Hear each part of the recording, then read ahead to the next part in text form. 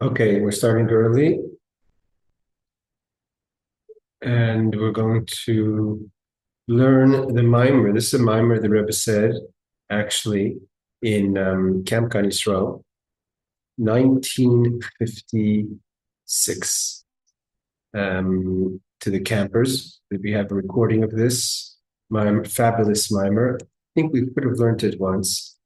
Either way, it's a Maamar I like to learn every year, and it's connected to this time of year. The Rebbe said it on the 16th of Tamuz, 1956.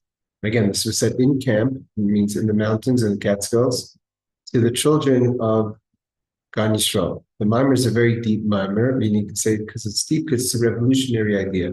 It's not a typical idea what you would find in a Maamar Chassidus, because usually Maamar Chassidus will celebrate, especially around this time of year when we talk about Yibes Tamuz, that the Nesati the Reach and Nice and Nice, idea of Nisyonis, of challenges, not just any challenges, but even the challenge of a Nisayin, which we've had many Maamarim around this time of year where it talks about the deep challenge of a test, which is even more than the challenge of things that have to be engaged, Birurim versus Nisyonis. And here the Rebbe goes in a totally different direction in this wonderful moment. So the Pasuk, we all know the chapter 23 of Tehillim, Mizmor L'David Hashem Ro'i, God is my shepherd, lo yechser, I will not lack anything. When I go on the deshes, the grass, so to say.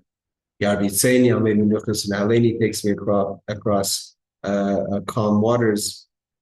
So the Rebbe says, in Mizmor, what's the point of chapter 23? The whole, so to say, tone of the chapter 23 is David Malach Mashiach.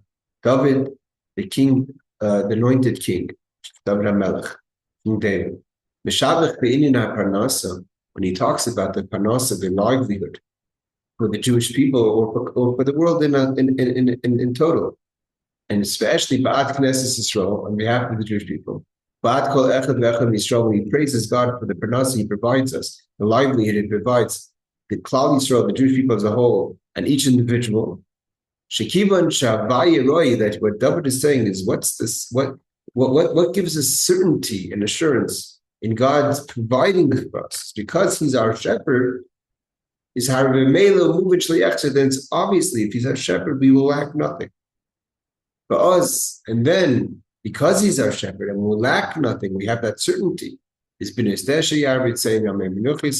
takes us on green pastures, He takes us through calm waters. The Isa Zebig Mar Psach. Talmud teaches us in the tractate of Psachim that deals with the laws of Pesach. When we're talking about the Seder, which is Arvei Psachim, the final chapter of Pesach, we talk about how does one conduct the Seder. So we know that there's 4 cups, and each cup we say something of that cup. The first cup is Kiddush, the second cup is Magid, the third cup is benching. So what do we say in the 4th cup? So the Gemara Psachim says, the Kois Rabbi Sha'omer Lav Halagadol. We say the great long halal. We'll get back to this in a second, but let's just see what the Gemara is saying. There's an opinion. What is this halal gadol? What is the great halal?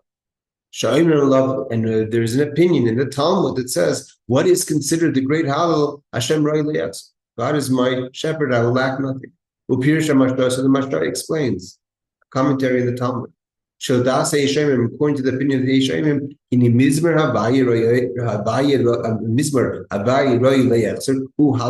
It's not that the opinion is arguing and saying that we don't say halal gadol. We say chapter 23, which is Hashem Ro'i Lo Yachzer, but that is halal gadol. That is the great praise. What's halal gadol versus halal katan?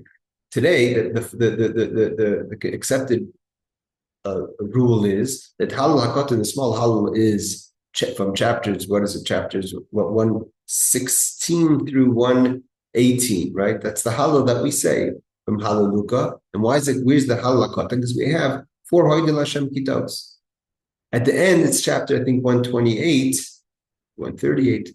That is the halal gadol, the 26th Hoydel Hashem Kitos, which is 26 verses 4, therefore it's called halal gadol. And we say that at the end, that's what we say in the Seder, the halal gadol. Everyone knows we say, along Hoydel Hashem Kitos, which is the same tefillah we say in Shabbos. That's called halal gadol. the long halal. Now, that's what we say now. There's an opinion in the Talmud that says, what is halal hagadol? Is Hashem Ro'i Le'as? Chapter 23. And the Gemara explains, why is it called the great halal, the great praise? Halal means to praise. God stands in the highest of places, and He provides substance for every creation, right? Like we say, anything that God creates, it's His concern to make sure that they're provided with. He won't create something that there's nothing to provide them with. And the Marsha again explains the commentary. Even according to the opinion, which is not the opinion that we accept, but according to the opinion in the Talmud that says that Mizmor L'David Hashem Ro'i, that the chapter 23 of God is my shepherd, I will lack nothing, which is that opinion is that it's halal hagadol, that is the great halal. That haki kamer. So what's the idea? Means the rule is the higher the places, the lower it could go.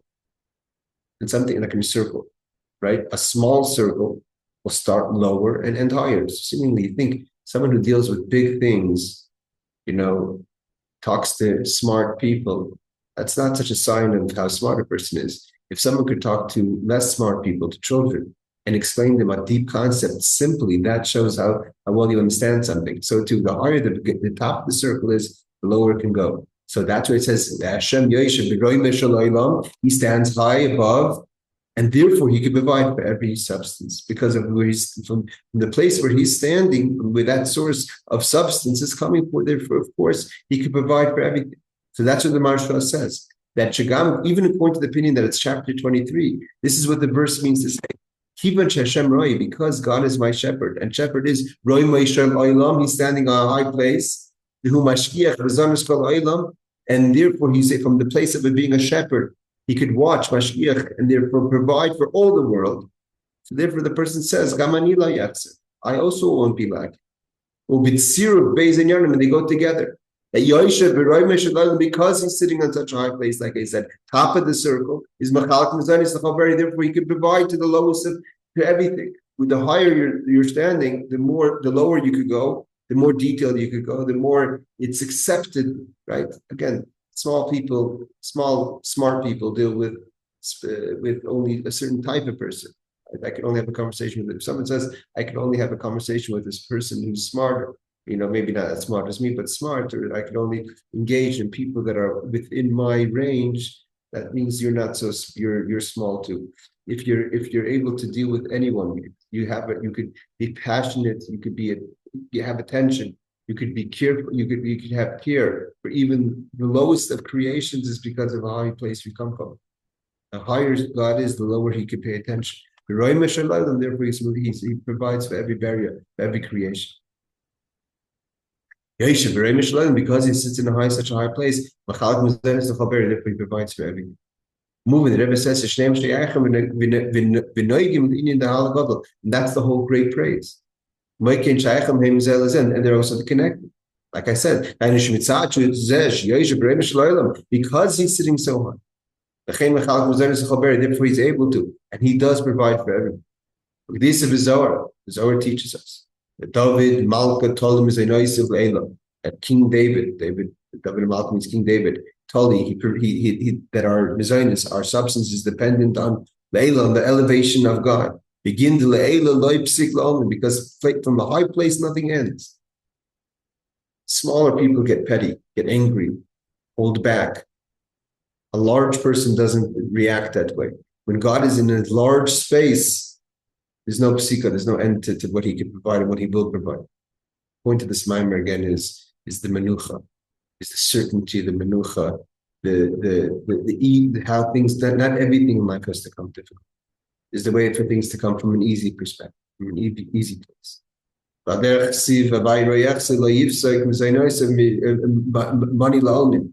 because God is Ro'i, because He's my shepherd, I won't be lacking, means there will be no disconnect, there will be no ending of mizainis, of God providing me. Mizainis literally means food. God providing. Mizainis represents your parnasa, your livelihood, when you have money to buy food, to have. The brachas is broken up into three categories. Bani Chai Mizayna. Bani is children. Chai is health, long life, to live long, to be healthy. And Mizaynis is to provide for our parnasa. In this pasuk, it's specifically talking about parnasa. This is a special chapter when someone needs parnasa. The Rebbe is going to quote it in the Maamar that when a person needs parnasa, it's the Arizal says to say chapter 23.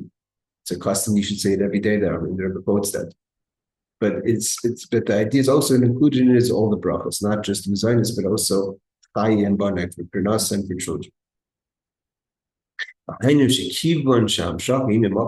point is, when something comes from such a high place, the high elevated place within the world, no one lacks, and of course, including myself, means each person themselves, says chapter 20. Because God provides provisions for every creation, and the Rebbe says in the footnote, in the brackets over here. When we say creation, the word bari means a creation. I know. Even when the only thing you could say about this creation is that it's a creation of God. You have certain things that are not defined by being a creation. I've made myself into something. I've worked hard on myself. Let's say a person who works very hard on themselves. It's a famous idea that Rebbe quotes from the Rebbe, from Pirkei Avos, that brios. When you talk about brios, the brios means it's something like, what can you say about this person? He's a creation from God. It means he or she has done nothing with their life. They've not developed, they haven't worked on themselves, but they're still a creation from God. So brios is not literally the lowest, the only thing good you could say about the person. And nevertheless, God provides the whole variables for a high place, even if the only thing you could say about this creation, that it's a creation of God, God provides. I know. I feel even if you just the only thing you could define this person, this thing by, is that it's a creation of God. Which the author explains in time. I would say that God leads us in green pastures and along calm waters. The idea of taking us through green pastures and calm waters is also because when it comes from such a high place, the bracha, the parnasa doesn't come in a rushing river or tripping over the pastures. It's a nice green, it's nice, it's all about the menucha. Menuchas. The Rebbe explains on this. To start, the Rebbe focus on the concept of menucha, which is the point of this whole mind. What does it mean on calm waters? God will walk me along calm waters. That's the idea of calmness. First, in general, if the best, in my opinion, the best bracha, blessing you give someone is menucha. Menucha is state of mind. Menucha means calm. To be calm, everything has to be right, at least in your perspective. A person who's calm is because there's no anxiety, there's no stress, there's no things that cause stress. Menucha is a sub-result of Baruch Hashem, things are the way they should be. So therefore, the bracha over here is in chapter 23. Menucha is calmness, menucha. In Yaksiv, like it says about the temple, in Rambam, and when we come to the menucha, to a place of calmness and the place of our inheritance, and therefore we say Kuma Abaya Menucha Secha, God should come up to his place of menucha, of resting. What is the idea of menucha? What does menucha go hand in hand with? It's talking about good times. Times in Jerusalem standing where it should. Times when the holy temple is standing where it should. Was that Maamar, and where's the true place of menucha, the place where the ark is? They do an idea. What's the idea of the calmness with the menucha that's in the ark? The Kisra Rebbe says like upon him. The Rebbe again talking. The children's age just says in short. When it comes to engaging in working on things, like I said, there's life when we go into. So usually you get based Tamuz that I was talking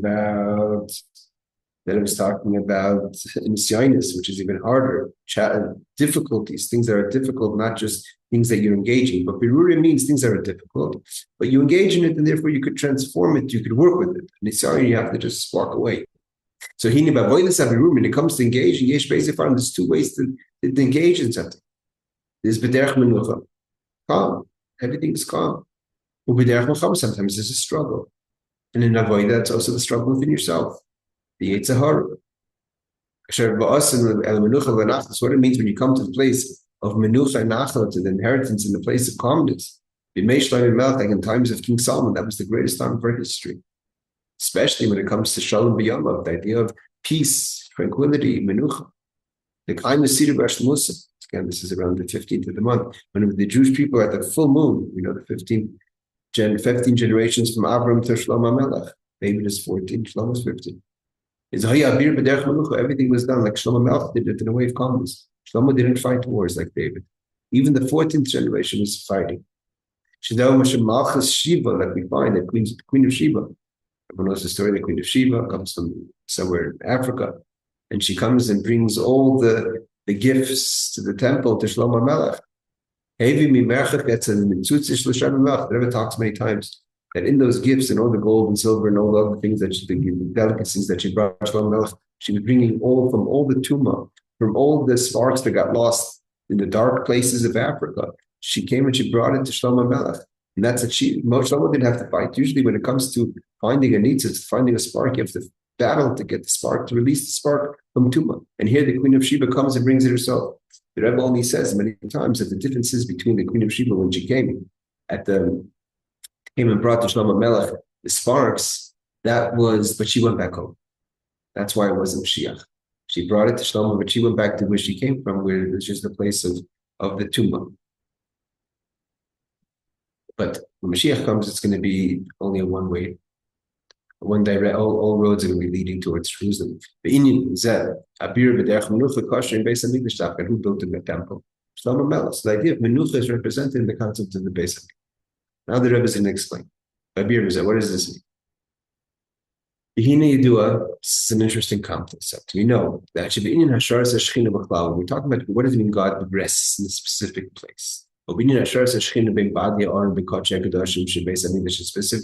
when we say that the main point of God's resting place, the holiest place, is the Holy of Holies, between the badim, between the poles that are in the holy on the ark. So how does that work? That God is in a specific place. Why is the Holy of Holies holier than outside the temple? It's so special at the Holy of Holies. So there's a discussion, an argument between the Ramban and Rambam. Nachmanides and Maimonides. Moshe Menachem. The Dasa Rambam, according to the opinion of Rambam, and those who hold to the opinion of the Rambam, Maimonides, the Kibbutz and the Geilim Ruchnis Bechlal, because when we're talking about spirituality, godliness, even more so godliness, God is beyond space. What does it mean that God is specifically in the Holy of Holies? The Holy of Holies is more special than someplace else. How do you answer that? So the Rambam answers. It's Menuchah 12, verse 12.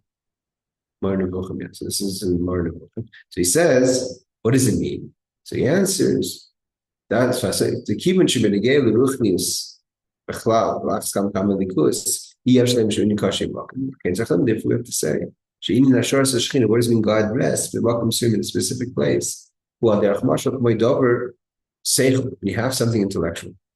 Shekoyis V'Roisei, they Etzbeseyad. Right? When you write something, you have a deep idea. You type it, you write it, right? Using your fingers. What's the connection between a deep idea with your fingers? Because the only way you could write is with your fingers. That's how you communicate or put into writing what a deep idea. If you would try to type with your toes, or write with your toes, and probably wouldn't be that successful. So what's the difference between your toes and your fingers? Not because your fingers understand better than your toes understand. And therefore, only your fingers could write something, but your toes can't. That's not how it works. Everyone knows that, right? Because there's no way that your fingers understand more than your toes, because they don't understand anything either. Your fingers don't understand something, but there's a communication that between the brain and the fingers that say what to write. So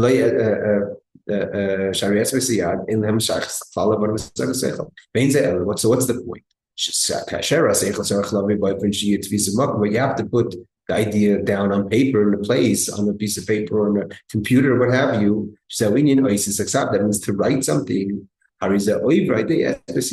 Means the fingers are just like a way it passes through. The message passes through when you write the letters. You're going to put on it. So you could register your. You could just make what they call it in Hebrew, shish bushim, or whatever it's called, just drawing, making circles. But when you write letters, and letters make words, and words make form ideas, and ideas are deep ideas, is why? Because it's passing through your hands, the idea, but it's in the brain. Not that your hands understand it, your fingers understand it. That's how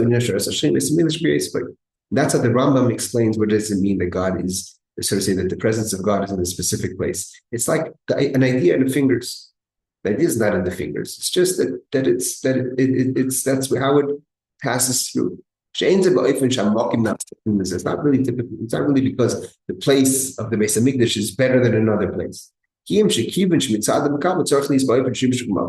order for instance, right? How's someone going to read what I want to say? It has to go someplace. It has to go on a piece of paper. How does it get on a piece of paper? Because I have to write it. So that's just a method for someone to understand. So too, for a person to have communications with what's called Holy of Holies, with that level of godliness, it has to go to a certain place. And a person is limited to space. Is how to say, oh, but there's Beis Hamikdash goes to the temple.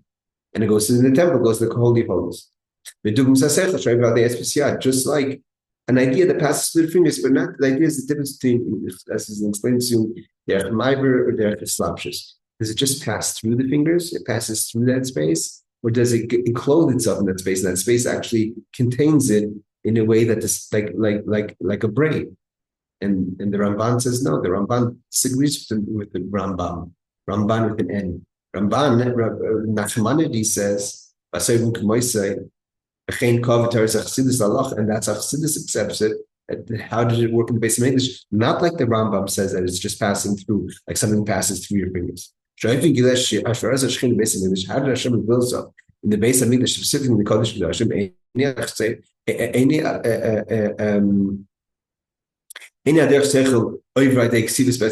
not like something that goes through the fingers, an idea, a deep idea that goes through the fingers and then is articulated on a piece of paper. And it's the fingers versus the toes, the Holy of Holies versus outside the Holy of Holies.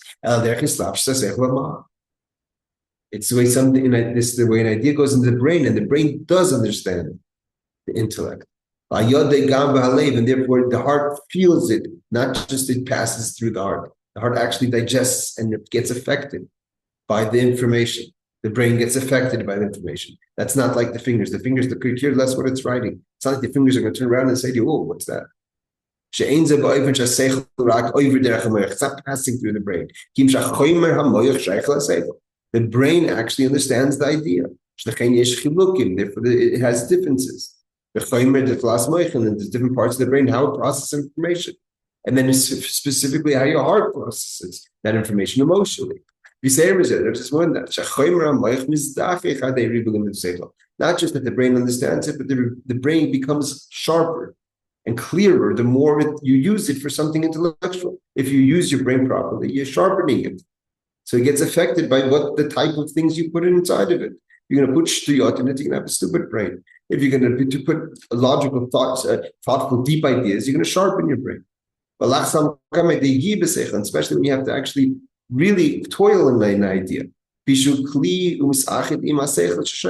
unlike the fingers, the brain actually becomes one with the idea itself, with the seichel. And that's how the Ramban learns. What does it mean that godliness rests in a specific place, specifically in the temple, the Holy of Holies, is that it becomes one with that place. This becomes a Makom Kodesh. It's not just it happens to pass through. The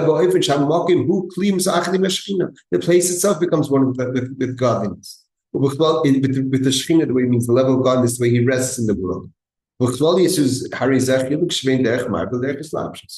the difference between, if it goes to the idea of going through the fingers or going through the brain, is the difference if it's just passing through, or if it encloses itself, becomes one with it.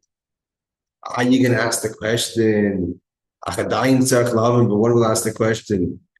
At the end of the day, the Kibbutz Shirukhin is but God is beyond place. The reason the Rambam says it's only passing through is because God's not beyond place. It doesn't mean that God now becomes specific to this place. It's not tied down to place. How can he be enclosed himself in a place? God's beyond space. You're limiting him. So the bottom line answer is like when we have any real question, because God can do whatever he wants. He's not, by limiting God to being too spiritual or too limitless, is itself a limitation. By saying to God, you can't be in this space because you're beyond this space, then you're limiting where he can be. By saying God has to be kind means the fact that you're saying when every time you say God has to do something, it's a limitation. Even if it's for the positive, even if it's a way of saying you're too great for anything beyond that. You can tell me what I can do. You're limiting where I could be. He can do whatever he wants. Therefore, he can make it that he's mislavish himself. The infinite goes into a finite space. That's the idea of nimna hamnimnois.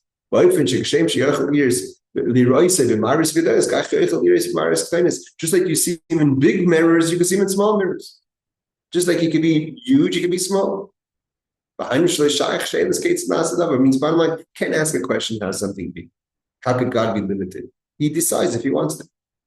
Because he can do whatever he wants. From this is understood. This is God specifically pointed to Ramban. Achamanis went to this place and enclosed himself in this space. The clothes even based on English creation, again, where does it come from? It comes from, again, the higher something is, the lower it can go. A small circle starts lower. A big circle starts higher and it goes lower.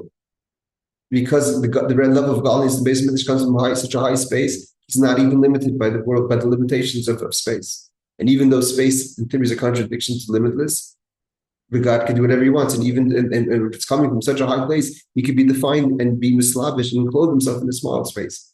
And again, that's why menuchah. Where does the Rebbe is getting at over here? It's an amazing idea. That menuchah, this is not chapter 23 is not just that God provides. And he provides in a way of menuchah. And when God provides in a way of menuchah, Hashem Ro'i is our shepherd. And you connect to God as your shepherd, that means he's connecting from such a high place that that he doesn't have to give you things in turmoil. Not everything has to be a challenge. I think sometimes things can come in easy, because easy is not the easy way out. Because it comes from such a hard place. It's not necessary for it to be struggle at this point. And that's what we daven Hashem Ro'i le'echstar, parnasa. Should come in a way of menucha. Because it comes from such a high place. It comes from such a high place of godliness, therefore could come into the defined space. Therefore it says he's limitless. I just finished this paragraph. That's the idea. Like I said before, why the temple represents calmness, menucha, tranquility. You came to the place of tranquility, the place of your inheritance. How does a person reach a level like Shlomo Melech? You don't have to fight. Queen Sheba brings it to you. Everything is in the way of calmness. It's like a great light that shines even in a dark place. You don't have to go there. Like Shlomo Melech didn't travel. Like a big fire that everything comes to the fire. I said that's only from a high level of light. Like the difference between a candle and a torch. Like a torch that lights far. It could even light up even a basement, the basement of a person. Even a place. That's why when you go into if you go into you see the movies, you go into a tunnel, and you go into a very dark place, you have to have a torch, you take a candle, the thickness of the air is going to put it out. So we're in the Beis Hamikdash. It's coming from such a high place, therefore to come to a place of menucha, of calmness. Even because such a high level of godliness, it could even be mislavish. And when it's mislavish, when it encloses himself in the way of menucha and calmness. So because that's good, that God can do whatever he wants, and the higher it's come from, the more he's not limited to do what he wants. To do it in a specific way, even if it doesn't make sense. Even though you're saying he's so great, how could be limited in the space that he decided? He could go into that place, and therefore he could also give things to you without struggle, without the challenge, without the toil and the anxiety. Because it comes from such a high place. It says, I can say, what do you mean? God, why is God giving you a handout? Why is he making it easy? Because he's come from a place he doesn't care to make it easy for you. It's a place that doesn't get excited by the challenge, the difficulty of the battle for everything in avoided. Because it's coming from such a high place of light and source of light, illuminary, nasabir. Therefore, you could engage and you could change things. Not in the way that you have to battle Queen of Sheba. She comes and brings the light. Imagine you go out there and you want to say, there's a God out there put on film. There's no pushback. Look how much darkness we have today. Every idea is pushing back. Just the craziness in the world today. People saying crazy stuff about Yiddishkeit, about godliness, about God, Jews. Such a pushback, such a milchama, such a koicha of tumor against it. But when it would be a great light, everyone would understand. That's what Mashiach is going to come. The thing that we find itself is in a holy place. I feel in Menuchah, even if it's far away, it's just Magdusha. It all gravitates to the lights, to the calmness, the sparks. In a peaceful way, in a way of tranquility. Stop over here. As Hashem, today's Tuesday. Tomorrow we'll do again the Tamuz we'll bring. And Thursday we'll ask Hashem finish this wonderful, wonderful month.